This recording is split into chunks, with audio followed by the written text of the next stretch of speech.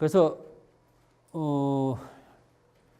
여기까지 우리가 이제 본 것이 우리 본 것처럼 제1편 총서를 봤습니다. 총서를 봤고 지금까지 이제 총칙적인 내용들을 보게 됐고요.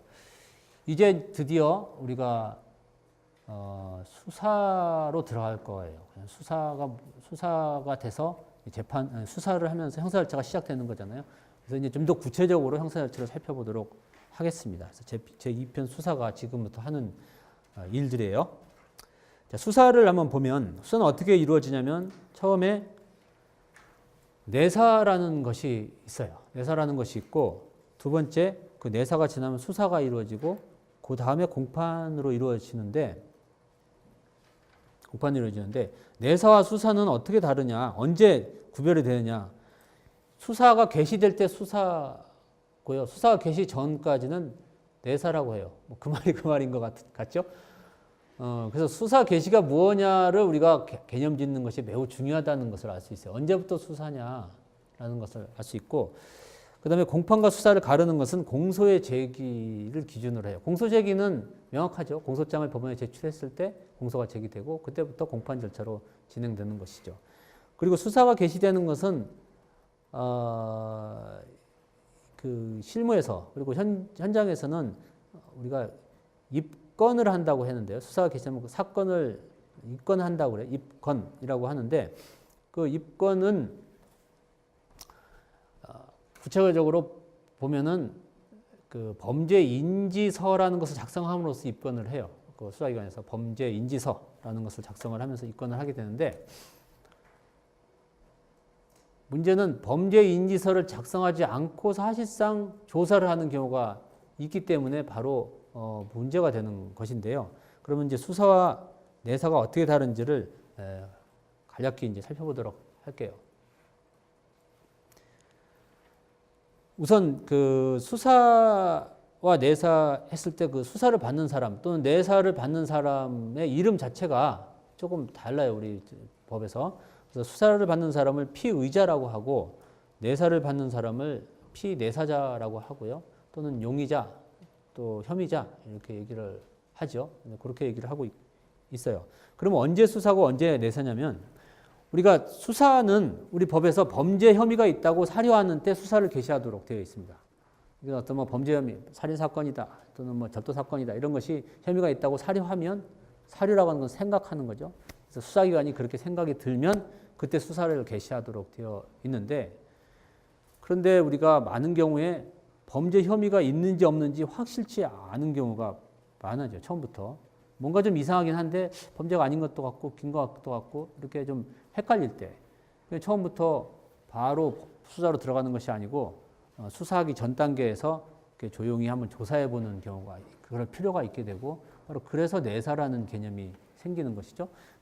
그래서 범죄 혐의가 있다고 사료되는 때에는 수사가 개시되지만 범죄 혐의가 있는지 여부에 대해서 좀 불확실한데 그러나 뭔가 좀 의심쩍을 때 한번 조사를 하는 것. 이것이 이제 내사라고 볼 수 있고.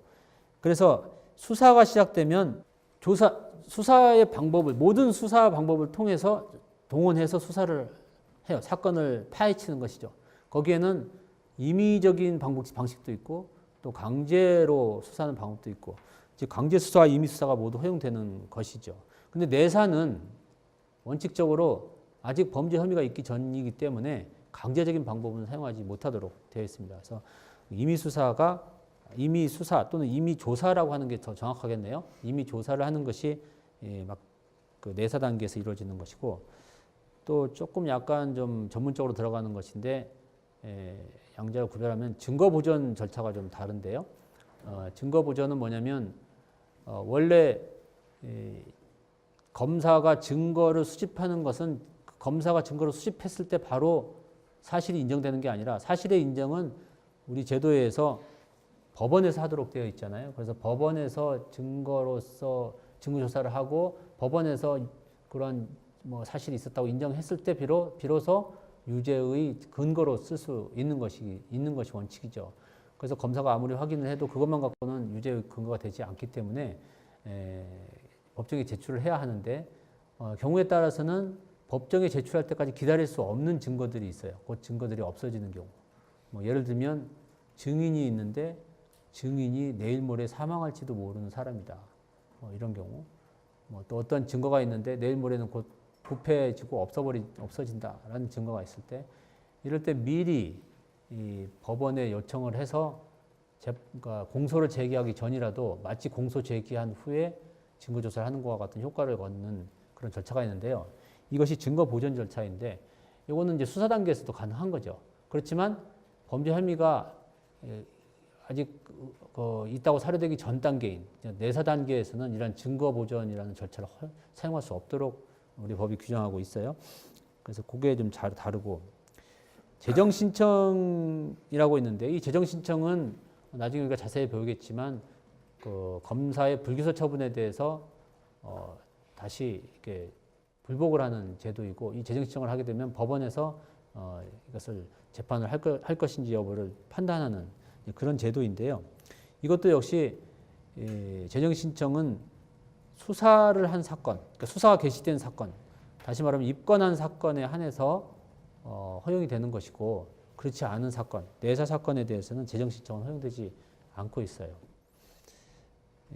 그리고 또 이 종결의 방법에 관해서는 수사 사건은 그 사건을 조사해서 끝내는 방법이 기소하거나 불기소하는 그 두 가지 방법을 하게 되는데, 이 내사의 경우에는 만약에 조사를 해가지고 이것은 유죄가 되겠다, 이 범죄 혐의가 있다고 생각된다라고 하면 그것을 입건을 해서 정식으로 수사 절차를 개시하는 거고, 그렇지 않고 쓱 내사를 해봤더니 범죄 혐의가 없다, 또는 뭐 더 이상 조사할 가치가 없다, 이렇게 한다면 그것을 내사 종결이라고 해서 그냥 끝내요. 그래서 기소 불기소가 아니라 입건, 내사, 종결 이렇게 나눠져 있고, 헌법 소원이 가능한지 여부에 대해서 양자가 다른데, 그 수사에서 불기소 처분을 하게 되면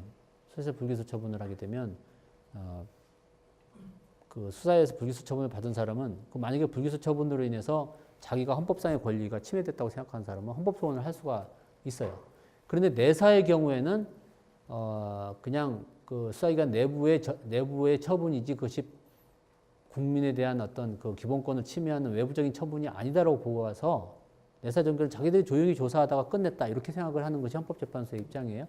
그래서 여기에 대해서는 헌법 소원을 제기할 수 없다라고 하고 있어요. 그래서 이게 기본적으로 이제 다른 것인데, 근데 내사와 수사에서 우리가 현실적으로 문제가 되는 것은 뭐냐면, 이 내사와 수사가 이렇게 말은 다르지만 어떻게 보면은 실제로 현장에서는 그렇게 구별이 안 된다는 것이에요. 범죄 혐의가 있다고 사료될 때 수사가 된다고 하는데, 과연 범죄 혐의가 있다고 사료되는 게 언젠지 모르잖아요. 그러니까 근데 좀 뭐 나쁜 마음 먹은 경찰 같은 경우에는 지금 여기처럼 보면은 우리가 표에서 보는 것처럼 수사에 대해서는 여러 가지 통제가 가능한데 내사에 대해서는 통제가 좀 약한 상태인데, 그럼 통제를 약하게 하기 위해서 경찰의 입장에서는 어떻게 생각하냐면, 이거는 내가 실질적으로 막 조사를 해가면서 이거는 내사입니다. 내사이니까 법적인 통제하지 마십시오. 우리는 그냥 조용히 우리가 한번 내부적인 조사를 해보는 것 뿐이니까 법적으로 통제하지 마십시오라고 얘기하면서 내사라고 막 주장을 할 거예요. 그렇게 되면 피의자 입장에서는, 그 조사를 받는 사람 입장에서는 실질적으로 수사를 당하면서 이렇게 그때 피의자에게 제공된 여러 가지 보장책을 이렇게 사용할 수 없는 그런 이제 불이익한 상태에 빠지게 되는 것이죠. 그래서 경우에 따라서 이런 케이스도 있었어요. 입건을 하면, 즉 다시 말해서 범죄 인지서를 작성하면 그때부터는 수사라고 안 할 수 있는 방법이 없기 때문에 입건을 하지 않고, 즉 범죄 인지서를 작성하지 않고 조사를 다 하는 거예요. 예를 들면 어떤 회사가 있는데, 저 회사가 극단적으로 저 회사가 정권에 좀 말을 안 듣는다. 그러면 그 회사를 가서 조사를 열심히 하는 거예요. 막 조사를 다 하고, 물론 잡아가지는 않죠. 강제 수사 못 하니까. 근데 조사를 다 한 다음에 이건 내사야, 그렇게 해가지고 하고, 극단적으로 나쁜 사람이 있다 그러면 조사하면서 막 괴롭혀가지고 결국은 정권의 말을 듣게 한 다음 내사 종결 이렇게 하게 되면 그 어떠한 사법적인 통제 없이 국가 권력이 남용될 수 있는 소지가 좀 많이 있는 거죠.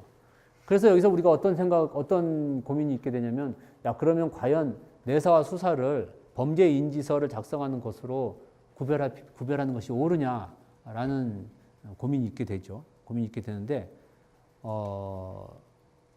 여러분 생각은 어떠세요? 범죄 인지서를 작성하지 않고 막 실질적으로 수사를 하면서 내사라고 주장을 하면 그것을 받아들이는 것이 옳겠어요? 안 옳겠죠. 안 옳으니까 제가 물어보는 것 아니에요. 옳으면 물어보겠어요? 그러면 수사가 개시됐다라는 개념, 이거를 어떻게 바꾸면 좋겠어요? 범죄 인지서라는 문서를 작성할 때가 아니고, 어떻게 작성하면 되겠지? 어떻게 바꾸면 되겠지? 범죄 인지서라는 형식적인 문서를 작성하는 게 아니고, 수사기관이, 얘기해 보세요. 형식이 아니면 뭐겠어요? 얘기해 보세요. 실질적으로 수사를 시작하면 그 말이 내사건, 수사건 상관없이 다 수사로 보겠다. 그 후에는 통제를 받아라, 법적인 통제를 받아라. 이렇게 법을 구성하는 것이 맞겠죠. 그래서 우리 판례도 그렇게 하고 있어요. 그래서 범죄 인지라는 개념, 즉 수사가 개시되는 범죄 인지라는 개념, 입건이라는 개념은 경찰이나 검찰이 인지서를 작성하는지 여부가 중요한 게 아니다. 실제로 그 사람이 수사기관이 수사 작용을 하는가가 중요하다. 이렇게 볼 수가 있어요. 그렇지만 역시 계속해서 수사와 내사의 구별은 애매모호하기 때문에 수사기관 입장에서는 어떤 욕구가 강하냐면 계속해서 내사를 넓히고 싶은 욕구가 강하겠죠. 수사가 아니고 내사를 넓히고 싶은 욕구가 강할 거예요. 그리고 여기서 한 가지 최근에 우리 그 논쟁과 관련해서 이 개념이 좀 문제되는데 약간 뭐 좀 미묘한 개념에서 그렇긴 한데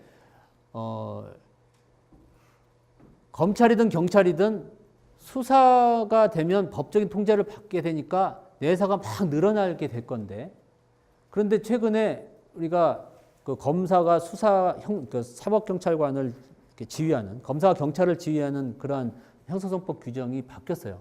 바뀌어가지고 종래에는 그 경찰은 아무러한 그 수사에 관한 아무런 개시권도 없었는데 수사 개시와 진행은 경찰이 갖게 됐죠.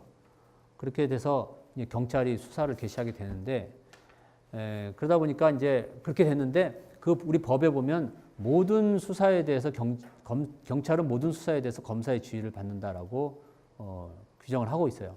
그래서 이 모든 수사가 무엇인가에 관해서 약간 그 논자에 따라서 해석이 달라질 수가 있는데 일단 어떤 해석을 하든지 수사에 그것이 해당된다고 하면 경찰이 검사의 지휘를 받아야만 하겠죠. 수사에 해당하는데 검사의 지휘를 받지 않겠다 이렇게 말을 할 수는 도저히 없어요. 법에 그렇게 규정이 돼 있기 때문에. 그러면 이제 여러분이 경찰이고 여러분이 검사라면 어떻게 주장을 하나야겠어요. 보다 많은 통제를 하고 싶은 검사의 입장에서는 어떻게 주장하겠어요. 웬만하면 수사로 집어넣고 싶겠죠. 근데 보다 많은 자유를 원하고 보다 적은 통제를 검사로부터 받고 싶어하는 경찰의 입장에서는 어떻게 하겠어요. 웬만하면 내사라고 얘기하고 싶겠죠. 나 행동은 내사다라고 주장할 수 있고 검사 입장에서는 그것은 수사다라고 얘기하고 싶겠죠. 그래서 지금 현재 내사가 무엇인지 수사가 무엇인가 실질적으로 여기에 대해서 그 온도차이가 많이 있어요.